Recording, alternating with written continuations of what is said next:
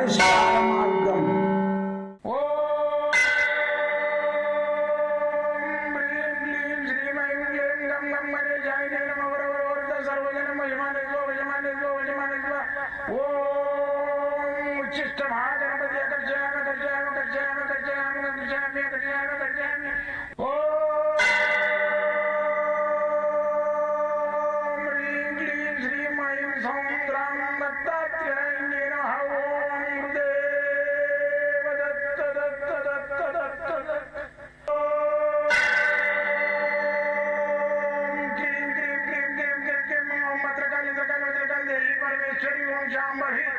सर्वजन मोचमाने स्वजमाने स्वजमाने स्वम मत्रकाली मत्रकाली मत्रकाली देवी परमेश्वरी ओम शांभवी अकर्षयामि अकर्षयामि अकर्षयामि अकर्षयामि अकर्षयामि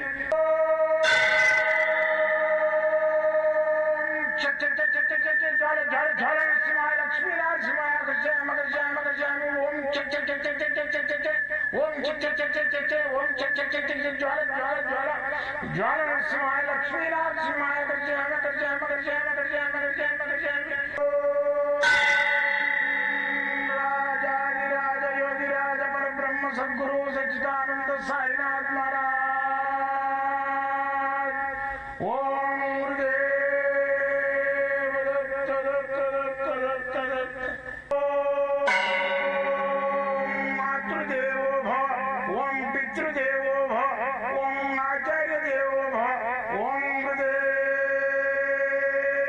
दत्त दत्त दत्त दत्त दत्त గ్రహాలు చేస్తున్నాం.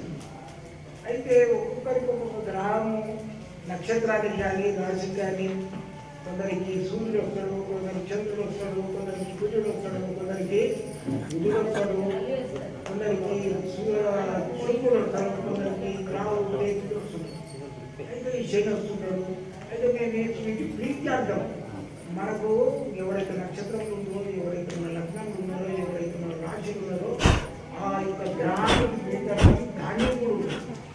ఆ ధాన్యంతో యజ్ఞం చేసినట్టయితే తాంత్రిక ప్రకారంగా బీజాక్షర మంత్రాలతోటి ఆ ధాన్యాలతోటి ఇప్పుడు మనము రవి ఉన్నాడు అనుకోండి. సపోజ్ ఇప్పుడు రవి మొదలు ఆయన నెంబరు 1, ఆయన లక్కీ నెంబర్ కూడా 1.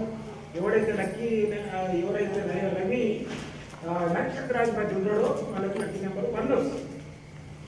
అయితే ఆదివారం, ఆది అంటే మొదటి వారం, ఆదిత్యుడు అంటే మొదటి వారం. నవగ్రహాలలో మొదటి అతను సంతం ఉన్నాడు. ఈయనకు వచ్చే వారం ఏంటి? ఆదివారం. ఈయన కలర్ ఏంటి? గుడ్డలు కానీ ఆయనకు ఏ చేసినా కలరు ఎరుపు తోడిచారు. అయితే మనము ఈ సూర్యగ్రహ ప్రాబ్లం గురించి ఏదన్నా మనము దానం చేయాలనుకుంటే మాత్రము ఒక ఆవుకు దానం చేసినట్లయితే 1000 మంది బ్రాహ్మణులకు దానం చేసినట్టు అదొక పేరు. అదొక పూర్వం నుంచి మన సనాతనంగా పెద్దలు చెప్పిన వాకు. ఆవు గోమాత అనేది పూర్వం నుంచి మనకు ఒక పూజనీయమైన జంతువు. అయితే అది జంతువు అని అనడమే తప్ప. అమ్మ కంటే పెద్దది. తల్లి లేని పిల్లలు ప్రసిద్ధిలో కూడా తల్లి చనిపోతే పిల్లలకు ఆవు పాలు బట్టి బ్రతికిస్తుంది. అమ్మ అని అంటది ఆవు. ఉంటానే నాన్న అనదు, అంబా అమ్మ అంటదు. మరి మానవుడు కూడా అమ్మనే అంటాడు, నాన్న అనడు. మాటలు వచ్చిన తర్వాత అమ్మ అని పిలుస్తాడు. నేను గట్టిగా కొట్టినా కానీ అమ్మ అంటాడు. ఓ బిల్డింగ్ మీద పడ్డా కానీ అమ్మ అంటాడు, నాన్న అనడు. అయితే అమ్మ లాంటి వాళ్ళు ఇలాంటిది మనకు ఆ యొక్క అయితే సూర్యుడికి సంబంధించిన ప్రాబ్లం ఏదైనా ఉంటే సూర్యుడికి పూజ చేయమన్నారు, దానం చేయమని అంటే ఈజీ పద్ధతి నేను చెప్తా. ఏం లేదు, సూర్యుడికి సంబంధించిన గోధుమలు ఎర్ర గుడ్డలు కట్టండి. కట్టేసి మంచిగా ఆదివారం రోజు నానబెట్టండి. ఒక గంట సేపు నానబెట్టి ఒక ప్లాస్టిక్ టబ్బు తీసుకొని దాని లోపల వేసినట్టయితే తెల్లారి తీసి మళ్ళీ ఆ యొక్క మూటను ఒక బకెట్ లోపల ఫ్రెష్ వాటర్ పోసి దాన్ని ఆ మూట పట్టుకొని దాన్ని కుదించాలి. కుదించినట్టయితే లోపల మొలకలన్నీ క్లియర్గా నీట్గా అవుతుంది. వాసన రావు మొలకలు, మళ్ళీ వచ్చి పూజ పట్టరు. అది గోమాతను పెడితే మాత్రం మంచిగా తింటారు. ఎవరెవరు ఏం చేస్తారు, చిన్నగా దాన్ని రోజు నానబెట్టి తెల్లారి పెడతారు. దానికి కడుపులు వస్తుంది, మళ్ళీ వచ్చేసి దానికి మోషన్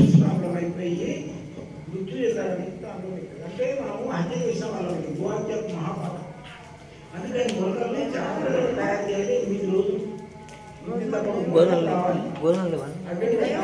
దోషులు తోడుపెట్టాలి. ఈ విధంగా పెట్టినట్టయితే అది తిని లాస్ట్ ఏం చేస్తుంది, మన చేతులు నాకుతుంది.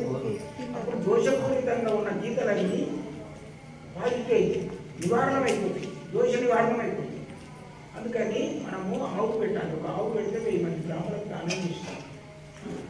అందుకని మనకు దోషం అయ్యా నువ్వు ఆవుకు సంబంధించి నీకు సూర్యుడికి సంబంధించిన ప్రాబ్లం ఉంది, గోధుమ దానం చేయమని చెప్తున్నాను. ఎవరన్నా మొక్కలు తయారు చేసి ఆవు పెట్టండి.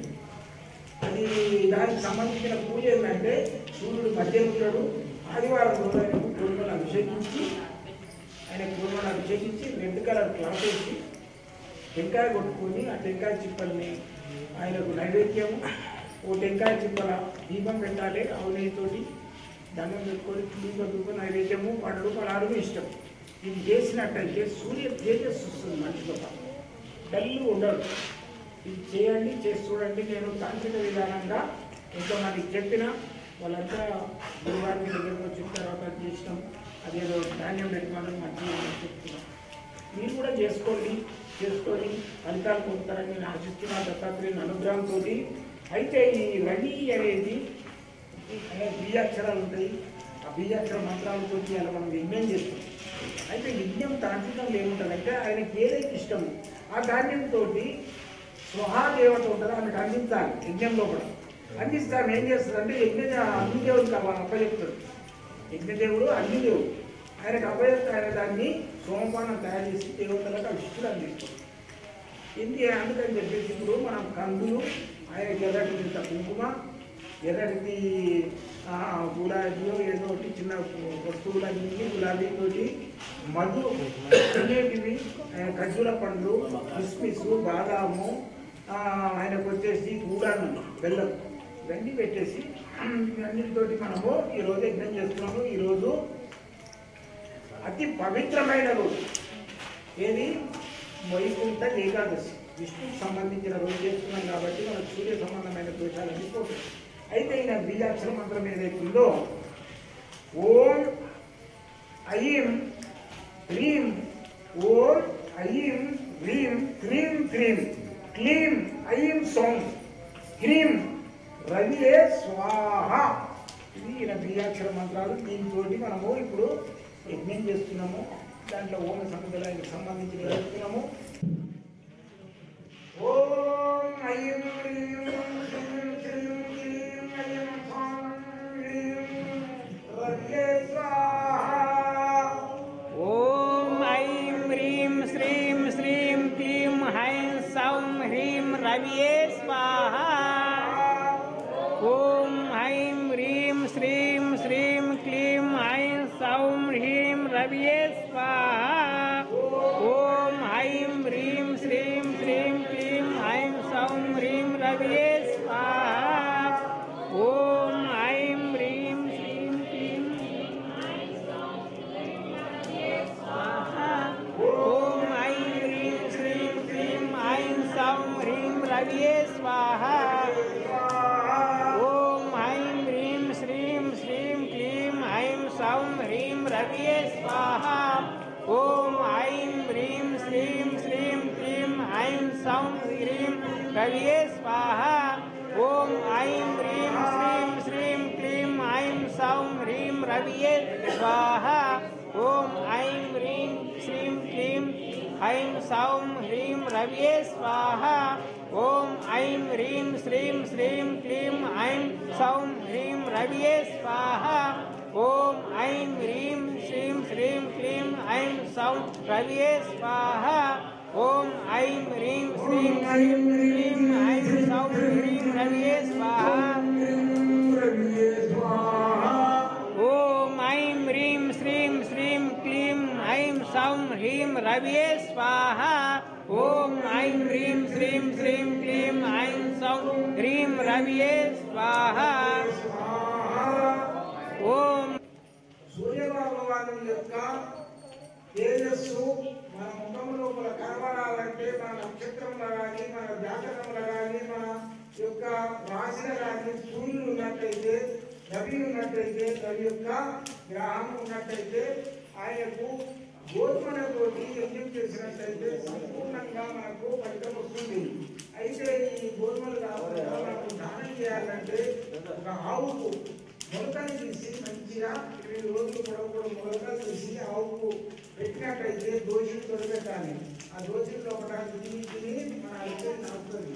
దాని లోపల ఏంటంటే మన యొక్క దోషపూరితమైన వేదలు ఏవైతున్నాయో అవన్నీ పాజిటివ్ అయిపోతాయి.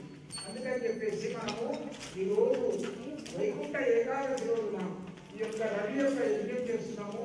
ఇది కందులు గోధుమలు, కందులు కాదు గోధుమలు, గోధుమలు వాడే కదా, గోధుమలతో మనము యజ్ఞం చేస్తున్నాము. ఆయన ఏం చేద్దాము, ఆవు కూడా గోధుమలే నానబెట్టి మొదలు వేసి ఆవు పెట్టాలి. ఆదివారం రోజు ఈయనకు వచ్చేది ఆదివారం, ఓకేనా? ఆదివారం అంటే మొదటి వారం. ఆదిత్యుడు అంటే సూర్యుడు. ఓం చంద్ర భగవానకి జై, ఓం చంద్ర భగవానకి జై, ఓం చంద్ర భగవానకి జై. ఇప్పుడు మనము కంసునికి యజ్ఞం చేస్తాము, తాంత్రిక విధానంగా యజ్ఞం చేస్తున్నాము. మన ఈ యొక్క క్షేత్రము శ్రీపాద వల్లభ క్షేత్రము కురువపురం. గురువులు, గంధర్వులు, కిన్నరులు, కింపురుషులు, యక్షులు ఇలాంటి వాళ్ళందరూ తిరిగాడే యొక్క ప్లేస్ ఇది. దేవతాల భూమి అంటారు, దేవలాల భూమి అంటారు. ఈ దేవలాల భూమి రోజు ఈ రోజు మనము ఈ యొక్క వైకుంఠ ఏకాదశి రోజు ఈ చంద్రుడికి సంబంధించిన పూజ చేస్తున్నాము. ఈ చంద్రుడికి బియ్యం